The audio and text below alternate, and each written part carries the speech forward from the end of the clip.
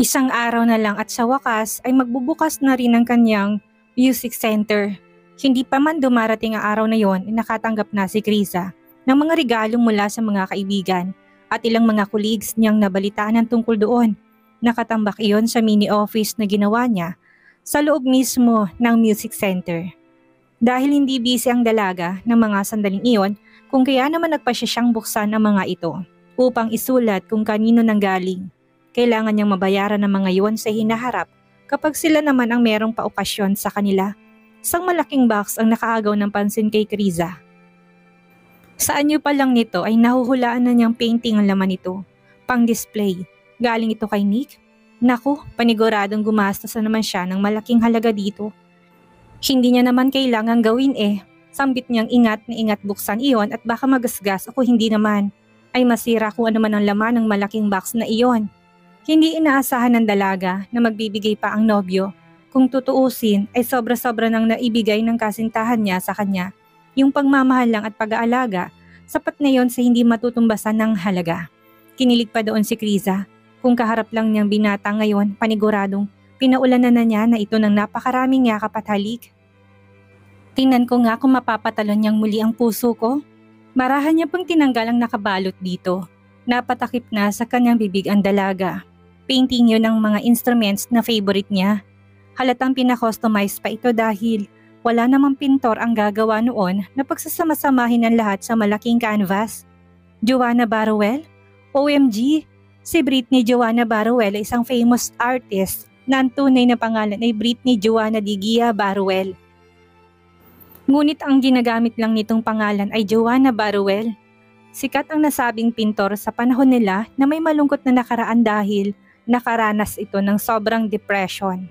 Isa ang pagpipinta ang naging libangan niya at tumulong sa kanya na muling makawala sa malubhang sakit na iyon, kung kaya naman sobrang hinahangaan siya ni Krisa. Nang mabasa niya ang article tungkol sa pintor at sa pagiging matatag niya, hinangaan na niya ang babae at inidolo. Mula noon ay naghangad siya ng magkaroon ng mga obra maestra nito at ng araw na yun ay binigyan ni Nick ng katuparan ng pangarap niya. Sobrang nakaka-touch naman. Saan ko kaya ito ilalagay? Namumula ang mga matang tanong niya sa kawalan. Kumikislap ang kanyang mga mata na lalo pang minahal ang nobyo. Ang buong akala pa niya ay mamahaling alahas ang ibibigay sa kanya ni Nick bilang regalo. Hindi niya inaakalang priceless na bagay ang kanyang matatanggap mula sa abogado. Nakita niyang maliit na card na nakadikit sa wrapper ng painting na muntik niya pang hindi makita. To my beautiful girlfriend, I hope you like it, Chris. You deserve this kind of present. I love you. From your handsome man, Nick Bentaquart. Mariing naipikit ni Krisa ang kanyang mga mata at dinala ang hawak na card malapit sa kanyang puso. Kilig na kilig siya. Damang-dama niya ang maraming paru-paro na tila sumasayaw sa loob ng kanyang sikmura. Nakagat niya pa ang labi. Pakiramdam niya ay siya ng pinakamaswerteng babae sa balat ng lupa na nabubuhay ng mga oras na yon. Walang tatalo at tutumba sa kasiyahang nasa kanyang puso ng mga sandaling iyon dahil kay Nick. I love you too, Nick. Bulalas niya kahit na hindi yan naririnig ng abogado. Nabulabog sa pagmumuni-muni niyang dalaga nang biglang tumunog ang kanyang cellphone nang dahil sa tawag. Sino pa nga ba yon? Siyempre ang kanyang gwapong nobyo lang naman. Hi Chris, natanggap mo ba ang gift na pinadala ko sa'yo? How was it? Nagustuhan mo ba? Yes, gustong-gusto ko siya. Salamat Nick. Sambit niyang bakas na bakas sa tinig ang labis na kasiyahan. Paano mo yun ipinagawa? Balita kong busy ni Joanna Barruel na yon. Ang galing mo ha? Halos mapunit naman ang labi ni Nick sa narinig niyang papuri ng nobya. Hindi niya maiwasang mamula na rin ang kanyang leeg na umakyat na sa kanyang magkabilang tenga. Kasalukuyan siyang nakaupo sa swivel chair sa loob ng kanyang opisina. Iginalaw niyang paa at inikot-ikot ang upuan, paharap sa bukas ng blindfold na bintana habang nasa tenga pa rin niya ang kanyang cellphone. Of course, sino ba ako? Sino bang boyfriend mo? Siyempre, ginamitan ko na naman yon ng connection para pasayahin ang babaeng mahal ko. Ganon ka ka-importante sa akin, Chris. Masaya rin ako na gustuhan mo siya. Ang marinig na maligaya ang boses mo. Sobrang masaya na rin ako sa tinurang inang binata ay parang gustong sugurin siya ni Krisa sa kanyang opisina upang bigyan lang ito ng mahigpit na yakap bilang kanyang pasasalamat dito. Pwede bang agahan mong umuwi mamaya ng penthouse, baby? Nitong mga nakaraan ay palaging late na kung umuwi si Kriza dahil marami silang inaayos sa bubuksang music center. Gaano man kabisi si Nick sa trabaho niya, ay mas nauna pa rin siyang madalas na umuuwi. Minsan naman ay tulog ng binata kung makauwi si Kriza mula doon. Sige, bibigyan kita ng pangmalakasang thank you mamaya. Alam mo na yon kung ano. Malakas na humagalpak ng tawa si Nick. Alam na nga niya kung anong tinutukoy ng nobya. Tumikim siya, pilit na kinlaro ang kanyang boses. Kahit na biglang nag-react at bumukol ang excited niyang pagkalalaki sa pagitan ng kanyang mga hita. Kahit naman hindi yun gawin ng dalaga, ayos lang sa kanya. Hindi yun ang ibig kong sabihin, Chris. Baka isipin mo katawan mo lang ang habol ko. Kahit na nilinaw ko na sa'yong mahal na mahal kita. Nagpadala kasi si mommy ng dinner natin sa bahay. Kakatapos niya lang tumawag sa akin. Sayang naman kung hindi natin kakainin yon habang mainit pa. Hindi ba? Si Krisa naman ang malakas na tumawa. Bigla kasing nag-iba ang tono ng boses ni Nick. Sus, kunwari ka pa. Malamang ano bang next ng dinner natin? Baka nga hindi pa tayo. Baby, tama na. Or else. Muli pang nagpakawala ng malakas na tawa si Kriza, nahuhulaan na niya kung anong pinapahiwatig doon ng boses ni Nick. Nakaramdam na rin siya ng hiya sa katawan. Mukhang mula noong magka-label sila, parang mas naging bulgar ang pakikipag-usap niya pagdating sa bagay na yon sa abogado. Or else, hindi napigilan ni Kriza na itanong habang nakaarkong isa niyang kilay. Narinig niya ang malalim na buntong hininga ni Nick na parang nahihirapan to. Punta ka dito sa office ko, baby. Saglit lang. Sinasabi na nga ba niya Nabalot na naman ng kalokohan ang isipan ni Nick. Mamaya na lang, Nick. Promise, aagahan ko na lang umuwi. Panandali ang natahimik na doon ng abogado. Sakto namang bumukas ang pinto upang sabihin ng kanyang sekretary na meron siyang bagong dating na client na kailangan niyang harapin. Sige, para sure na maaga kang ang uuwi ay dadaanan na lang kita dyan mamayang gabi pag uwi ko. Ang gabing iyon ay kakaiba sa mga gabing pinagsaluhan nila. Punong-puno yun ng pag-ibig at pananabik na parabang taon ang lumipas nang huli nilang gawin ng bagay na yon. Puro pagmamahal lang ang namumutawi sa kanilang mga bibig habang patuloy nilang pinag-iisang kanilang katawan. Hindi lang ang mga mata nilang nangungusap ng pag-ibig dahil maging ang katawan nila ay naguhumiyaw ng pag-iingat sa lumalagablab nilang damdamin. Buong gabi nila yung ginawa, walang kapaguran. Tila ba sinusulit nilang gabing iyon. Unti-unting lumiliwanag ang langit nang magpasya silang maghayakap na matulog. Para kay Kriza, yun ang pinaka-the best night nilang dalawa ni Nick kumpara sa ibang gabi. Gising na, Chris. Hindi porket after lunch ka pa pupunta ng music center ay tutulog ka pa. Gumulong si Kriza paharap kay Nick nang maulinagan niya ang boses nito. Nang idilat niyang mga mata ay nakita niyang nakabihis ng binata. Nakaligo na rin ito. Nanunot ng after shower gel nito na nakadikit sa katawan sa kanyang ilong. Inaayos na rin ng binata ang kanyang necktie sa leeg habang nakaupo sa gilid ng kanilang kama. Nang magtamang mga mata nila ay tumungo si Nick upang abutin ang labi ng dalaga at halikan ito ng ilang sandali. Talaga bang pupunta ka mamaya sa opening party ng music center? Oo naman, hindi ako pwedeng mawala doon. May court hearing lang akong pupuntahan, kaya medyo malilate ako ng dating kaunti. Pero darating ako. Pwede naman akong humabol ng alas 9, hindi ba? Paano mo ko ipapakilala sa parents mo kung hindi ako makakapunta? Napagpasyahan nilang dalawa na total pupunta ang parents ni Krisa doon. Yun ang pagkakataon na kinuha niyang ipakilala ang nobyo sa kanila. Nag-set sila ng dinner sa isa sa mga restaurant na malapit sa area at ang meeting place nila ay ang music center ni Krisa. Napanguso na roon ng dalaga. Hindi pa rin talaga siya makapaniwala sa sinasabi ni Nick. Sobrang excited na siya sa mangyayaring opening at mas na-excite siya nang dahil yun doon. Sige, maintindihan naman nila kung medyo late ang boyfriend ko Basta darating ako, baby. Sisiguraduhin kong darating ako. Bumangon na si Chris at nangunyapit na ang dalawang braso sa leeg ng abogado na tumayo na. Hinalikan siya ni Nick sa noo. Tumingkayad naman si Chris at inabot ng labi ni Nick para sa ilang segundo pa nilang halikan. Hinapit na ng abogado ang kanyang bewang upang mas mapadiin pa ang kanilang katawan sa bawat isa. Kapwa bumitak sa matingkad ng ngiti ang kanilang mga labi nang maglapat ng ilong nilang dalawa na parehong matangos. Makulit at nakangiting pinagkiskis yun ni Nick na namumula na naman ang mga tenga niya. Parang gusto ko ulit magtanggal ng damit, palatak ni Nick na may ibang kahulugan. Pabiro siyang hinampas ni Krisa sa isang braso tagad na lumayo sa katawan ng nobyo. Bakit ka maghuhubad? Huwag ka nga, alalahanin mo may court hearing ka ngayon. Hindi ka pwedeng mawala doon. Sige ka, masisira ang pangalan mo, oras na hindi ka makarating. Tumawa na rin si Nick na bahagyang ibinagsak pa ang kanyang magkabilang balikat. Ipinakita kay Kriza na ayaw niya talaga magtungo sa araw na yon sa court hearing niya. Kung hindi lang importante itong case na hawak ko, pwede ko sana itong ipasa sa iba. Kasi hindi, kailangan akong humarap para siguradong maipapanalo to. Kawawa naman kung matatalo dahil lang sa kalokohan ko. Sayang ang mga effort na ibinigay namin sa kasong to. Ayun na nga Nick, kaya umalis ka na. Magkita na lang tayo mamaya doon sa music center. Tinulak pa siya ni Krisa palabas ng silid habang nagpapabigat ng katawan. Ang abogado na animoy ayaw nang umalis. Kung hindi lang talaga siya nagmamadali at naka-oo sa hearing, hindi niya kailangang pumasok ng trabaho at paghintay ng gabi si Krisa sa pagpunta niya roon. Ano kaya at gumawa na lang ako ng dahilan? No, lakad na. Agad na pagputol ni Krisa sa kanya. Maawa ka sa client mo. Inihatid ni Krisa si Nick hanggang sa may pintuan ng penthouse. Magang-magapang ang pagkababae niya nang dahil sa ginawa nila nang nagdaang magdamag. Tapos, heto't gusto na naman niyang bugbugin yon. Wala bang kapaguran ng katawan at ang sandata ni Nick? Hindi naman sa ayaw niya.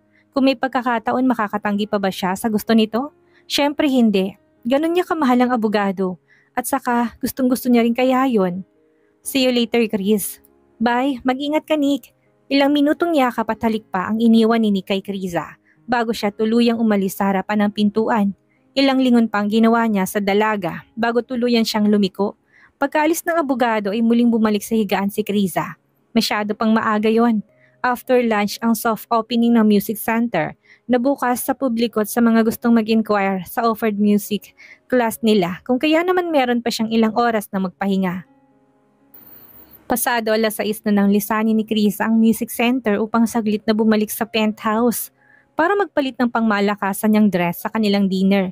Wala na halos sa mga bisitang mga magulang na mga nag-inquire. Ang naroon na lang ay ang kanyang ama, ang tita Virginia at ang ilan sa mga kakilala nila na nagpaiwan pa sa lugar. Sige, ako nang bahala dito. Alam mo naman kung gaano kaimportante ang pagkakataong ito sa'yo. Ani Miss Jen nang initian lang si Kriza.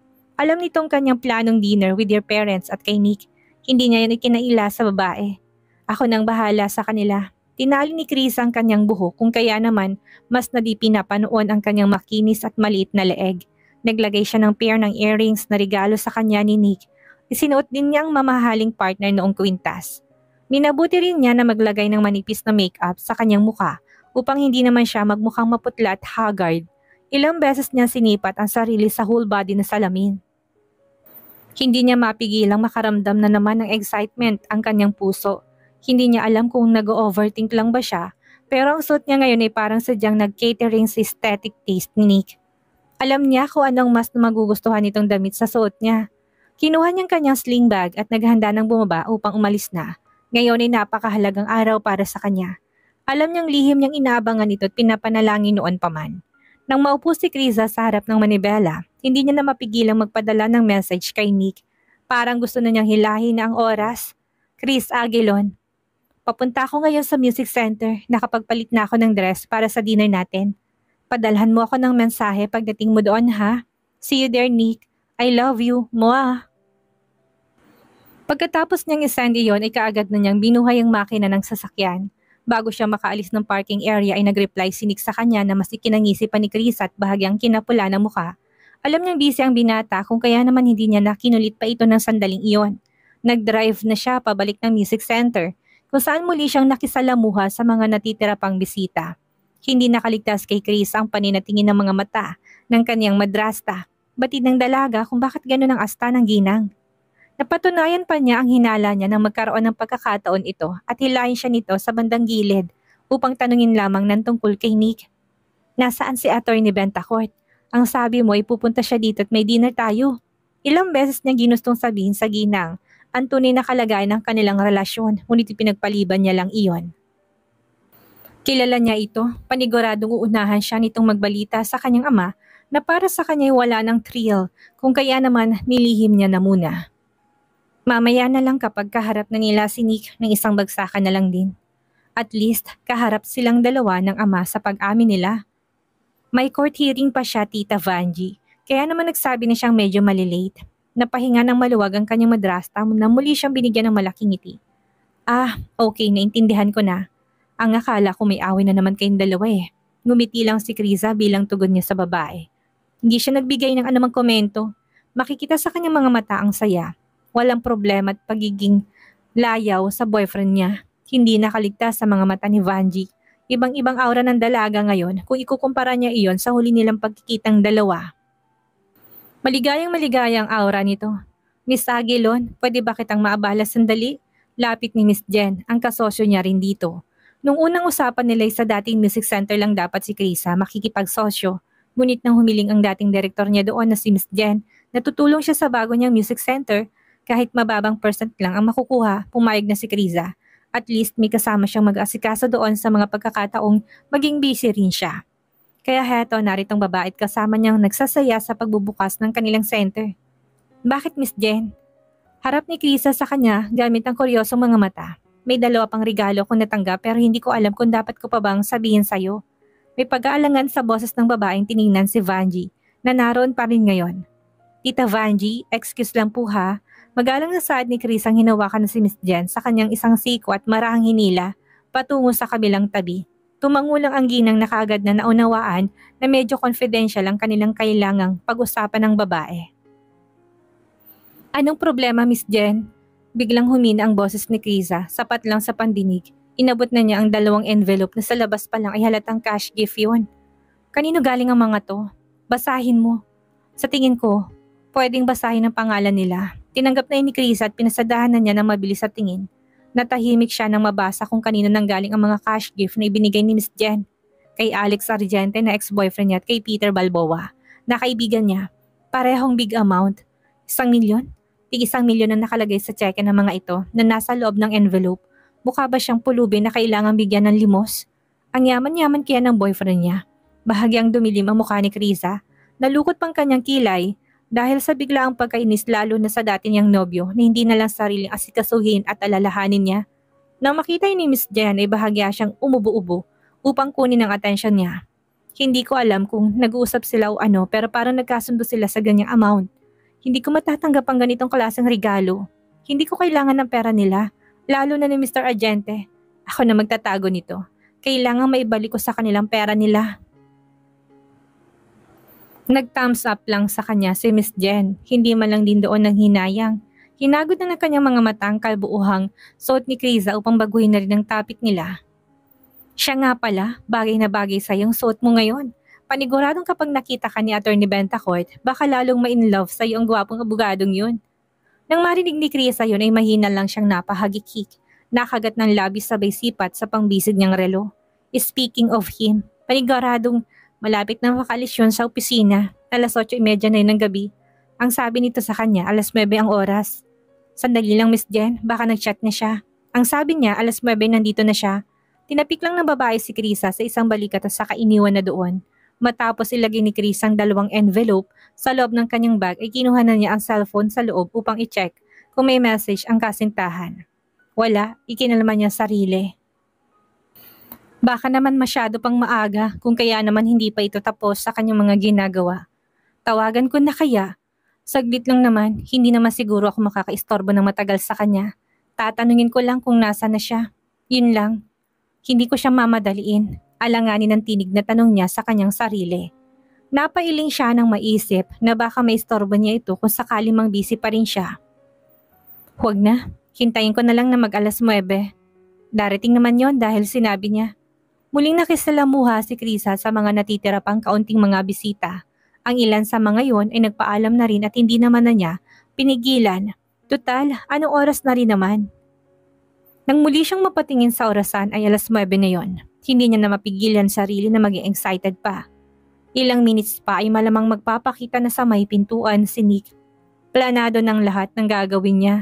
Yayakapin niya ito at maligayang ipapakilala sa mga parents niya.